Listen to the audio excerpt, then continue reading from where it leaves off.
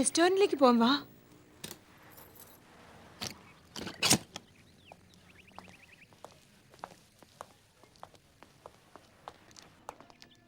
കഴിഞ്ഞ മാസം 10 സ്ഥലത്ത് ഞാൻ ആപ്ലിക്കേഷൻ ഇട്ടു. ഒരിടത്തുനിന്ന് ഇന്റർവ്യൂവിന് വന്നില്ല. അച്ഛൻ പറഞ്ഞതുപോലെ കമ്പ്യൂട്ടർ സയൻസ് പഠിച്ചിരുന്നെങ്കിൽ ഇതിനുള്ളിൽ അബ്രോഡ് പോയി സെറ്റിൽ ആയനെ. അതും ഒരു രീതിയിൽ നല്ലത് തന്നെയാ. അബ്രോഡ് പോയിരുന്നെങ്കിൽ ഞാൻ നിന്നെ കണ്ടുമുട്ടില്ലായിരുന്നു. എന്താ നടന്നതെന്ന് ചോദിക്കുന്നില്ലേ? എന്തിനു ചോദിക്കണം? Order please. ഒരു Kingfisher beer. Okay madam. നിനക്ക് വേണ്ടിയാ. പണ്ടൊക്കെ ടെൻഷനായി വെള്ളം അടിക്കായിരുന്നു. ഇപ്പോഴൊക്കെ ബിയറല്ലേ അടിക്കുക. കിങ് ഫിഷർ മതിയോ അതോ 5000ഓ? എനിക്കും ബ്രാൻഡിന്റെ പേരൊക്കെ അറിയാം. അതവിടെ എഴുതി വെച്ചിട്ടുണ്ടല്ലോ.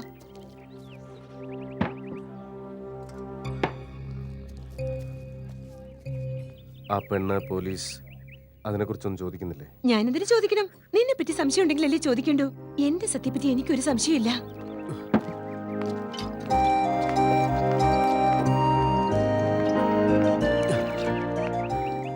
നീ അവിടെ പോയതിന് എത്രയോ കാരണം കാണും. പാർട്ടിക്ക് എന്നെ വിളിച്ച പോലെ നിന്നെ നിന്റെ ഫ്രണ്ട്സുകൾ വിളിച്ചിരിക്കും. ഞാൻ അവിടെ വന്നതുകൊണ്ട് നീയും അവിടെ വന്നിരിക്കാം. ഞാൻ അത്ര കാര്യാക്കിയിട്ടില്ല. നീ എന്തിനാ ആവശ്യമില്ലാതെ അതൊക്കെ ആലോചിച്ചോണ്ടിരിക്കുന്നേ?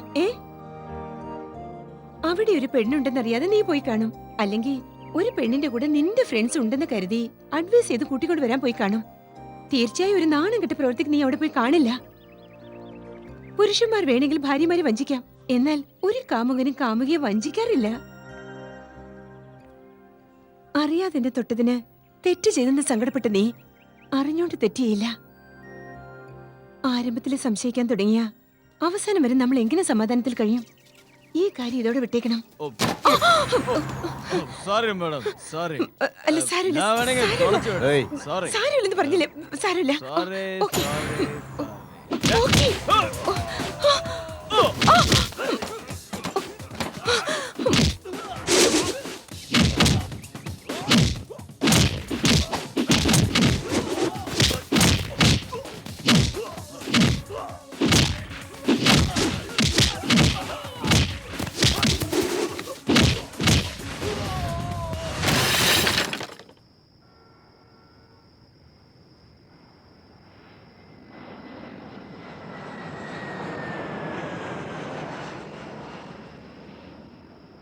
അന്ന് അവളെ ആരോ തൊട്ടതിന് അവനെ വിളിച്ച് ധൈര്യം ഉണ്ടെങ്കിൽ ട്രൈ ചെയ്യടാന്ന് പറഞ്ഞില്ലേ? എന്തിനാ നീ ഇത്രയും പേരെ ഇങ്ങനെയിട്ട് അടിച്ചത്? അറിയില്ലടാ. അപ്പോഴൊന്നും ഹരിതയോട് നിനക്ക് പ്രേമമില്ലായിരുന്നു.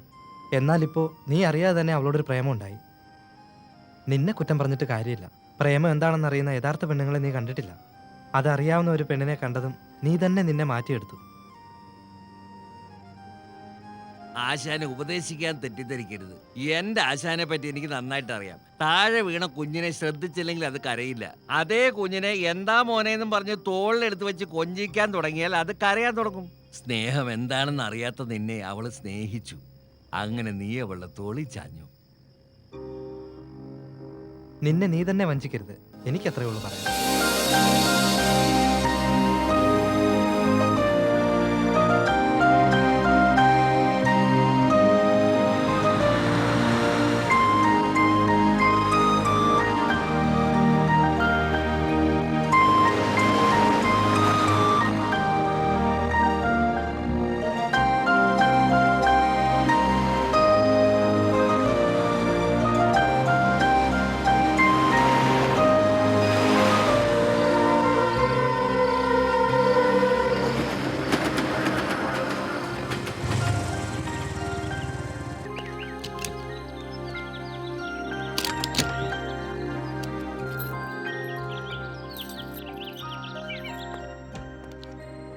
ആശാ ഹരിതയെ പോയി കണ്ടോ? എന്താ അവള് പറഞ്ഞത്? എന്താ ആശാനെ വല്ലാതിരിക്കുന്നേ? എനിക്ക് അച്ഛനെ ഒന്ന് കാണണം. ആശാൻ അച്ഛനെ കാണണം പറഞ്ഞ് താഴെ ഓഫീസിലിരിക്കുക. എന്റെ മോൻ എന്നെ കാണാൻ വെയിറ്റ് ചെയ്യുന്നു.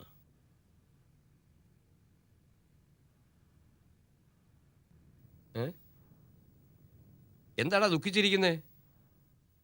ഇല്ലച്ചാ, ഇന്നാ ഞാൻ സന്തോഷമായിട്ടിരിക്കുന്നത്. വളരെ സന്തോഷമുണ്ട് എനിക്ക്. ഞാനൊരു പെണ്ണിനെ കല്യാണം കഴിക്കാൻ തീരുമാനിച്ചു. ഈ ജാതി, മതം, സ്വത്ത് ഇതൊന്നും നോക്കാതെ. അച്ഛൻ അതിന് അനുവദിക്കണം. ഞാൻ എന്തിനാണ് അതൊക്കെ നോക്കുന്നത്? നിനക്ക് ഇഷ്ടപ്പെട്ടാ ശരി. പെണ്ണാരാന്ന് പറ, നമുക്ക് നോക്കാം. ഇപ്പൊ വേണ്ട അച്ഛാ. അച്ഛൻ്റെ സമ്മതം അവളോട് പറഞ്ഞിട്ട് എനിക്ക് അവളോട് കുറച്ച് സംസാരിക്കാനുണ്ട് അച്ഛാ.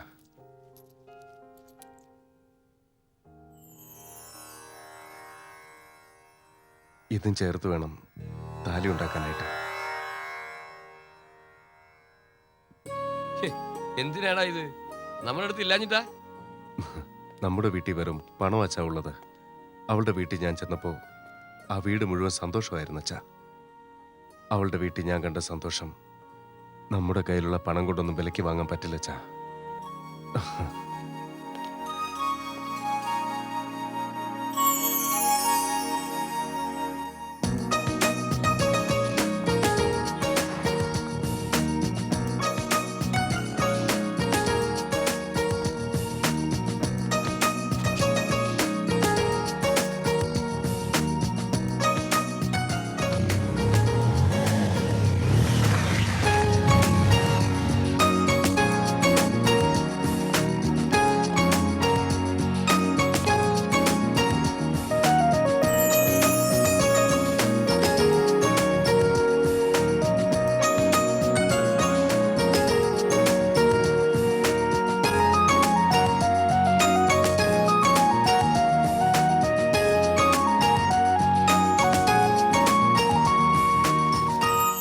എന്താ സാർ, സ്നേഹം പ്രകടിപ്പിക്കാൻ പോവാ? അല്ല, സത്യം പറയാൻ പോവാ.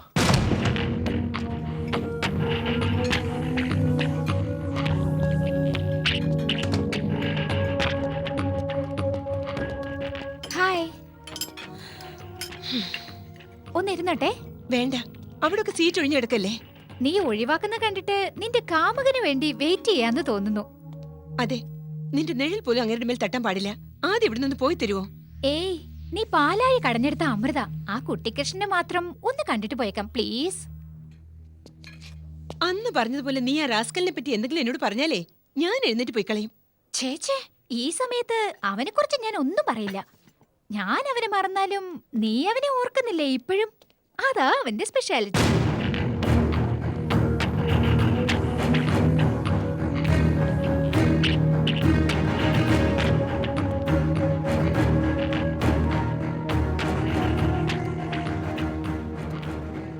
ദേവ് അന്നല്ലോ ഞാൻ പറഞ്ഞ പെങ്കോന്തൻ.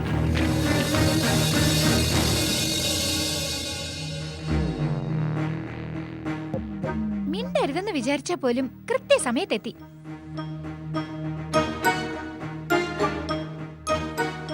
കള്ളൻ റോസ് കൊണ്ടുവന്നിരിക്കുന്നു. പുതുതായിട്ട് ആരെയോ കറക്റ്റ് ചെയ്യാൻ പോകുന്ന ലക്ഷണമുണ്ട്. മുൻപ് എന്നെയായിരുന്നു കറക്റ്റ് ചെയ്തത്. പിന്നീട് അവൻ കറക്റ്റ് ചെയ്തതിനെ എന്നോട് കട്ട് ചെയ്യാൻ പറഞ്ഞു. ആ പെണ്ണിന് വേണ്ടി ഞാനും അതിന് സമ്മതിച്ചു. ഇപ്പൊ വേറെ ആരെയോ കറക്റ്റ് ചെയ്യാൻ വന്നിരിക്കുക. ഇവന്റെ പണി ഇത് തന്നെയാ. ആരെ പറ്റിയിട്ട് നീ പറയുന്നേ? ഇതാരാണെന്നറിയോ? എന്റെ ലവറാ. ഇയാളുടെ അടുത്ത് നിൽക്കാനുള്ള യോഗ്യത നിനക്കില്ല. ഇനി എന്തെങ്കിലും ഇങ്ങനെ പറ്റി പറഞ്ഞാലേ. ഇവള് നിന്നെ പറ്റി എന്തൊക്കെയോ പറയുന്ന സത്യ. ഇവൾക്ക് വേണ്ടി നീ ബാങ്കിൽ ജോലിക്കായിരുന്നു പോലും. അതുമല്ലാതെ എന്തിനതൊക്കെ പറയുന്നു? ഇവളോട് പറഞ്ഞ് എന്നെ കട്ട് ചെയ്ത് വിടാനെന്ന്. ഭയങ്കരേ. മുഖത്തോട് മുഖം നോക്കിയപ്പോ ഒന്നും പറയാൻ വയ്യാതെ ശ്വാസം മുട്ടി നിൽക്കുന്നു. അല്ല സത്യേ, നിന്നെ കുറിച്ച് അവൾ ഇത്രയൊക്കെ പറഞ്ഞെന്ന് പറഞ്ഞിട്ടും ഒന്നും മിണ്ടാതെ നിൽക്കുന്നു. ഇവളെ നോക്കി നീ ആരാണെന്ന് ചോദിക്കേ. ഇവളെ കണ്ടിട്ട് നീ ആരാണെന്ന് അറിയില്ലെന്ന് പറ. നീ ഒന്ന് പറ, ഞാൻ വിശ്വസിക്കാം. എന്താ ഇങ്ങനെ മിണ്ടാതെ നിൽക്കുന്ന? ഇവള് പറഞ്ഞതൊക്കെ കള്ളമല്ലേ?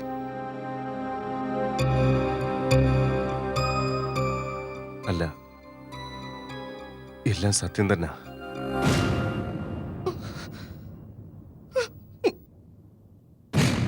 ഇന്നലെ വരെ എനിക്ക് നിന്നോടുണ്ടായിരുന്ന പ്രേമമല്ലായിരുന്നു. എന്നാ ഇപ്പൊ അല്ലല്ല, ഞാൻ പറഞ്ഞ എല്ലാം പച്ചക്കള്ള.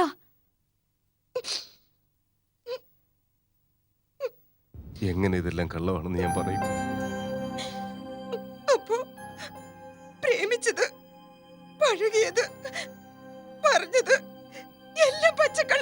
ഇല്ല ഹരിത, മിണ്ടരുത്. വേണ്ട.